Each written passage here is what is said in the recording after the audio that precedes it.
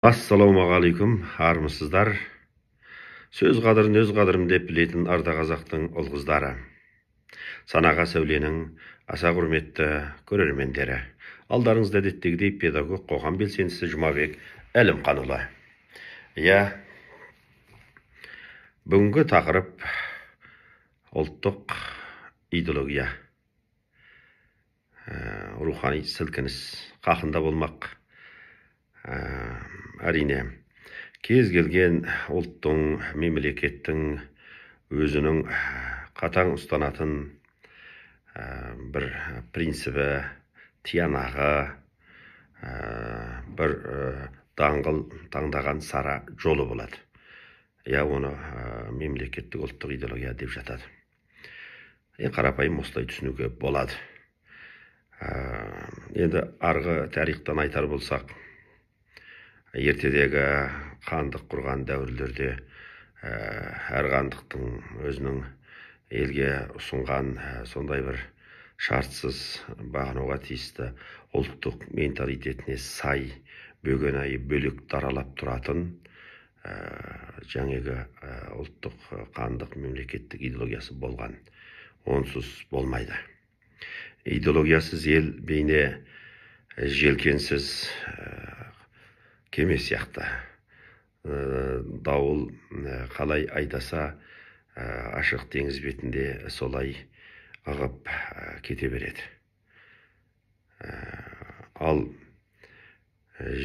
жаңағы желкенді кеме оның жетуге тиісті арман жағасына тура бағытпен қандай бір дүлей дауыл толқын тұрса да соны бұзып жарып қарсы жүріп жетеді.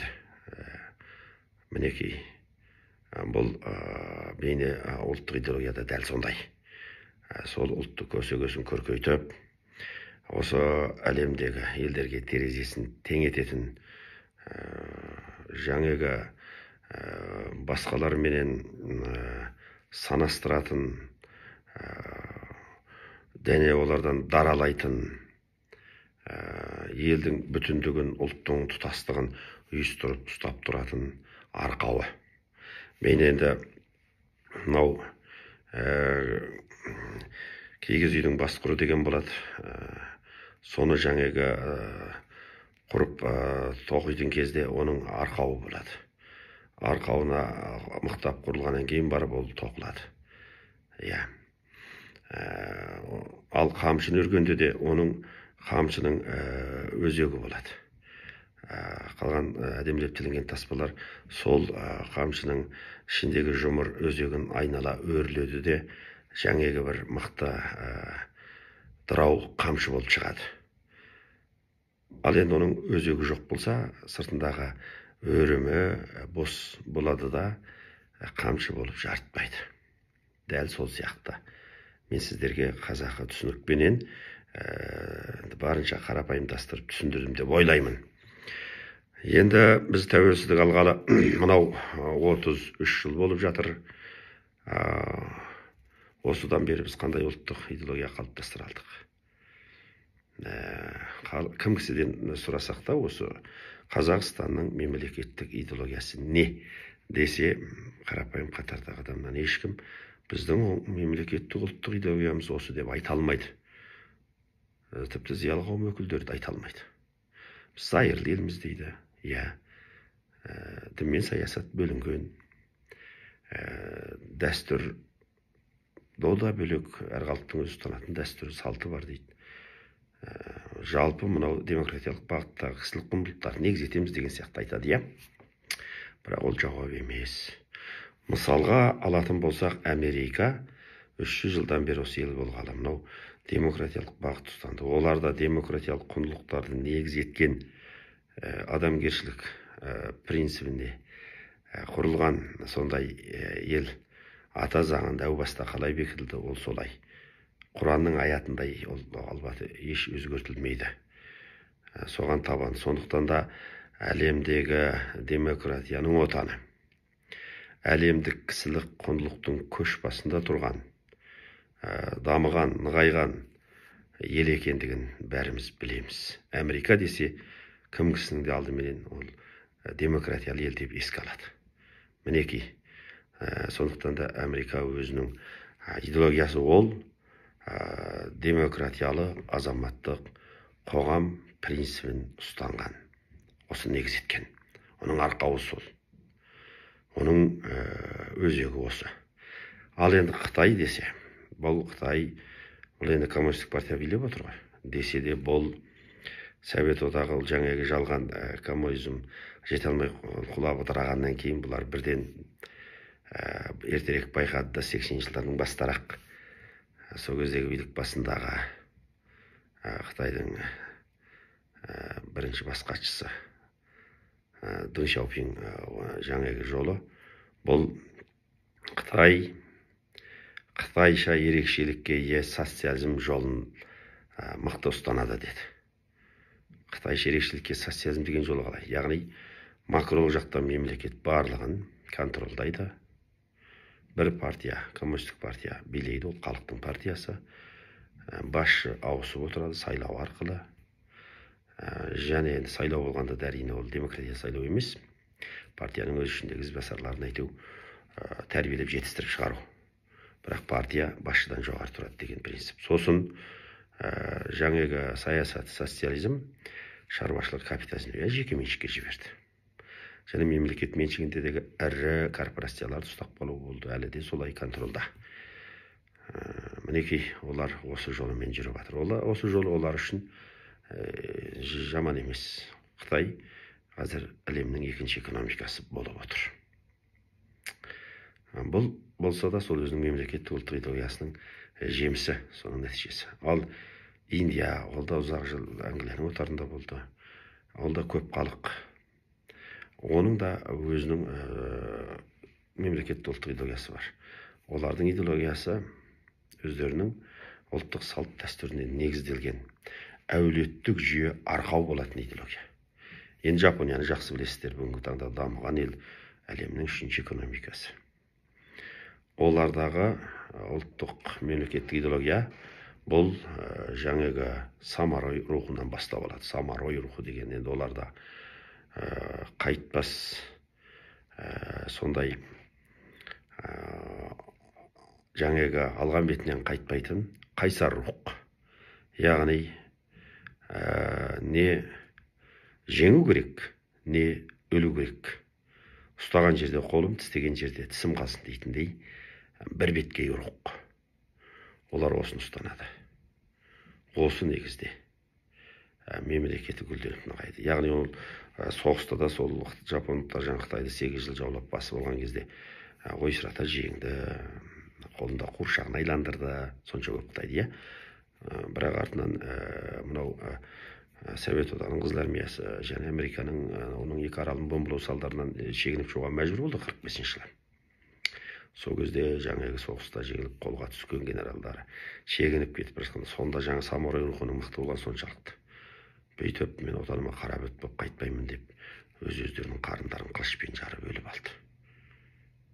Әрине бұл енді былай қарасаң өзін өзі өлтіру, қол жұмсау енді біздің дініміз үшін енді үлкен күнә. Бірақ олардың ұғымында бұл отанға деген адалдығына әйгілі. Енді осындай идеология бізде де бұрын болды ғой. Қарапайым айтқанда қазақтың осы мақалынан шығады. Жаңағы ер ел үшін туады, ел үшін өледі дейді. Бұрынғы батыр бабаларымыздың көп болуы, елдік ұлттық мүддені қорғау жолында жаналып жан берісуі, толарсақтан қан кешуі, осынша ұлан байтақ даланы қорғап, ұстап, сақтап қалуы сол рух, жаңағы самурай рух сияқты. Қазақтың батырлық рухы. Ер ел үшін туады, ер үшін өледі. Халықтың қара ылағы болуға дайын болады. Осыған дайындайды отбасынан кішкентайынан. Әр отбасы солай дайындайды, әр әулетте солай, әр руда солай. Содан көтеріліп барып ары қарай қандық жаңағы жүйеде бүкіл осылай қалыптасады, сұрыпталады. Сондықтан да әрбір ұсақ батырдың, рудың да өз батырлары бар. Біз сонымен мақтанамыз да. Ол біздің арқауымыз. Бірақ бүгінгі таңда ол қалай? одан біз ажырап көз жазып қалдық. Біз құр мақтан ретінде айтамыз, жаңағы мына осындай батыр болғанбыз, біз мәрт дегдар болғанбыз. Осы ұлан байтақ даланы жаңағы батыр бабаларымыз Ақнайзаның күшімен, Ақбектің күшіменен жаналып жан бесіп қорғақ болған мықты еліміз, тіпті держаба құрғанбыз, қағанат болған біздің. Осындай қағандар өткен, мықты қандар өткен деп айтамыз.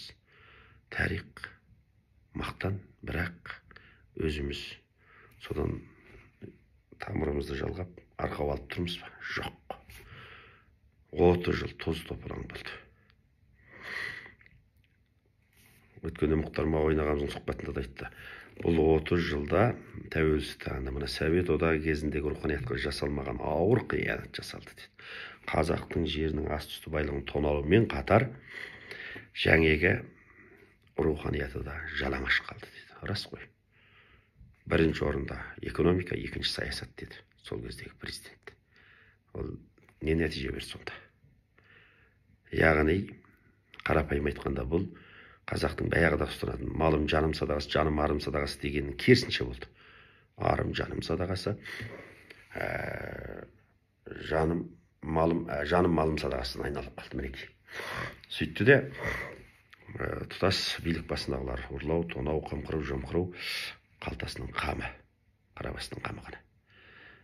Ал қара халық идеологиясыз, есіз қалды. Енді орайы келсе, ұсақ түйек бір мүмкіндікті жаңа пайдаланып қалғысы келеді, жасап қалғысы келеді, асап қалғысы келеді. Бұрынғыдай көпшілдік, халықшылдық, ұлтшылдық, отаншылдық дейтін рух жоқ. Оның орнын өзімшілдік дейтін эгоистік пиғыл мінез басты. Содан барып біз құлдық санадан құтылмай, соның қамытын әлі киіп, таз кепешімізді баса киіп жүріп жатырмыз. Бізге ұлттық идеология керек. Ұлттық идеология ол бір күрделестіріп ойлайтын нәрсе емес.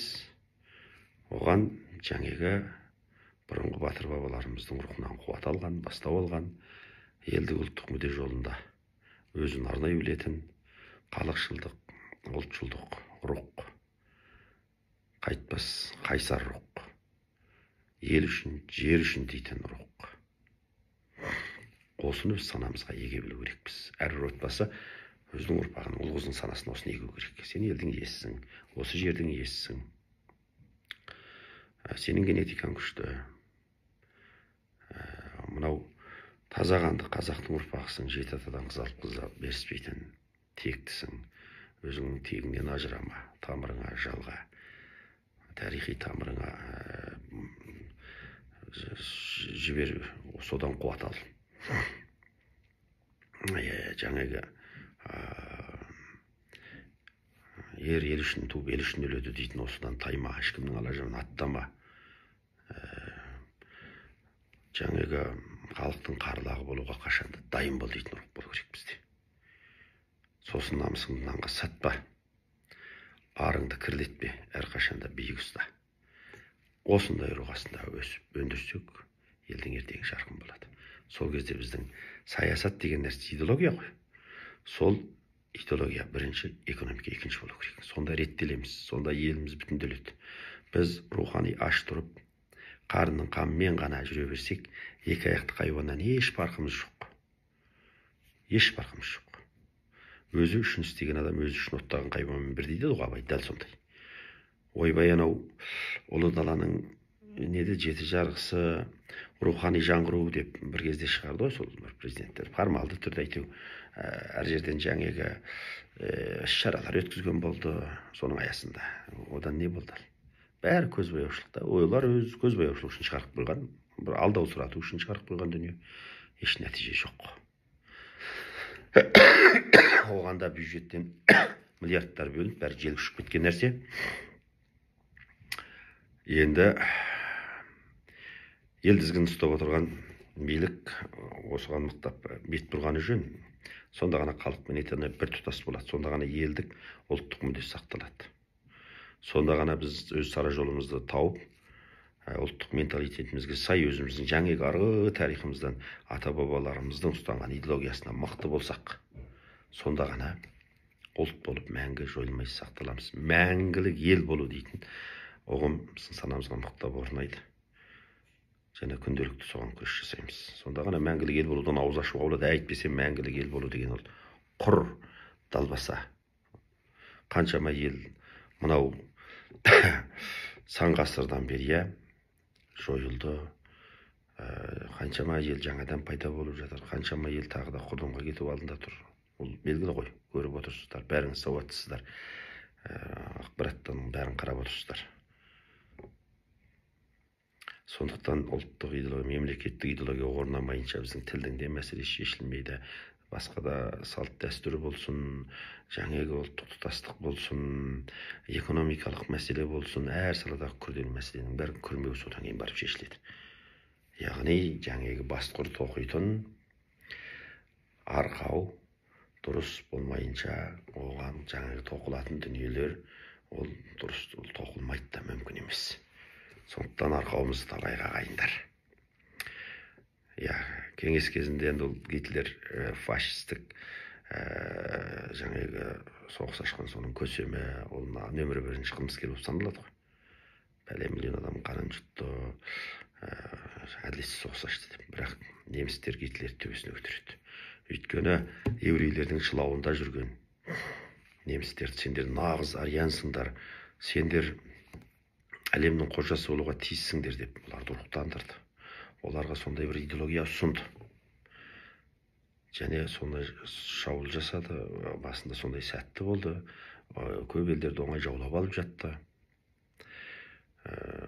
Немістер кәдімгі бұрынғы рухынан оянып, жаңағы кеткен есесін қайтарып алды. Еврейлерді әрине енді әскери күшпен аянышты түрде 6 миллион еврейді қырып тастады. Үлкен лагерлер соқты. Аяушылық болған жоқ. Бірақ немістер содан рухтанды. Өздерінің кім екенін танып білді. Сөйту арқылы кейін енді жеңілсе де басқа елдердің қаптауыменен, бірақ қазіргі кезде экономикасы қандай, техникасы қандай, немістің машинасы мінбейтін ел жоқ. Немістің техникасы әлемдік бренд. Мінекей. Ол өзінің идеологиясын тапқан, рухы оянған ұлт болғаннан кейін барып, қысқа уақыт ішінде соғыстың сондай шығынына батып, оның жаңағы пәлен миллиардтаған шығынын төлеп, бодауын беріп, тіпті астанасы Берлиннің өзі дауыл тұрып екіге бөлініп, жаңағы социализм мен капитализмнің идеологиясылық жаңағы шылауында қалған кезде де кейін қайтадан қосылған соң теңеліп кетті. Тез жетісіп алды. Осының өзі сол арқауын дұрыс тапқандығы.